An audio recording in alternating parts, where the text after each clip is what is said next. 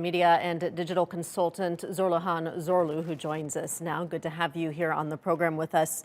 We heard Facebook's Mark Zuckerberg in there say that social media sites shouldn't be the arbiters of truth. What do you think? Do you think that it is the place for these social media companies to fact check users' content? Do you think that's the role they should be playing? Thank you very much. I think this is a very interesting debate, and we're going to see that this debate is going to go on for a while. I mean, if you think that like Facebook and Twitter like platforms are giving users an enormous power to spread their ideas, and those ideas spread really fast on this platform, and then sometimes good ideas and sometimes bad ideas, and then when we see that like some of these news or some of these ideas spread, maybe sometimes possibly we find out that a few days later, the tweet that we read was not true, was not right. But the question is, who's going to determine what is true and what's not? I think the battle is sort of here, or the main question is here going to be like, who is going to be the single source of truth?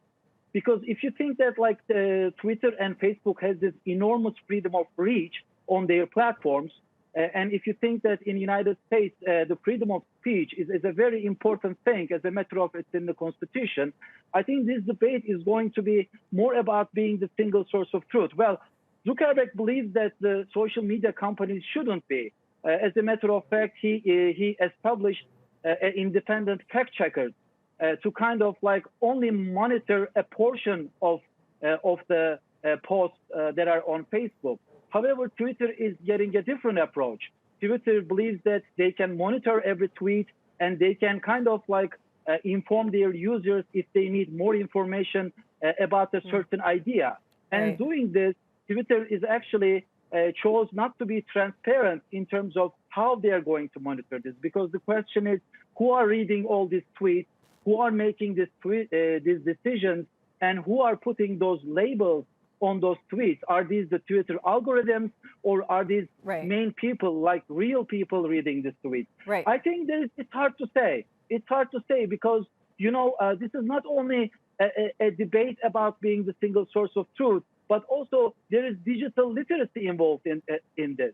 Because as you know, the new generations are born into digital, and they are more inclined to sort of fact check themselves, whatever they read on the internet.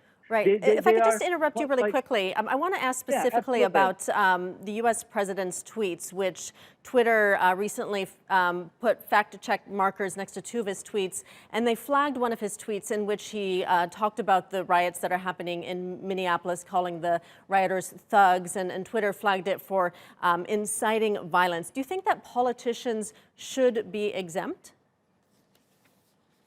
Well, I think it's also a good question, because based on Facebook, Mark Zuckerberg declared that they're going to exempt Trump from fact-checking. Well, you know, these are private companies. If you think about this, these are private companies. They have their own platforms, Twitter and Facebook. So in a way, they are making their own rules. They are making their own decisions. If you ask that so far, have they exempted certain people, certain organizations? We don't know the answer to those questions. It's very hard to answer those questions. As a matter of fact, going into the election, for instance, you cannot run political ads on Facebook and Twitter. But this was not the case in the last election.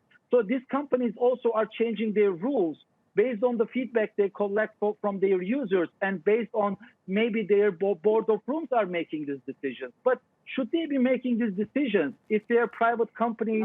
How are they going to make decisions for the public space? Because as you know, there are millions of conversations happening on Twitter. There are millions of real conversations that are happening on Facebook. So who are going to decide for these people who are using this platform? It's a very important question. And you know what? I'm sorry I cannot give you straight answers, because I don't have those straight answers, and I don't think that nobody does.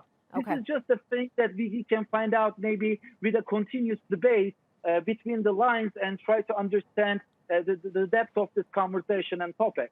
Yeah, it is certainly an interesting debate to have. Thank you for sharing in it with us today, Zorluhan Zorlu.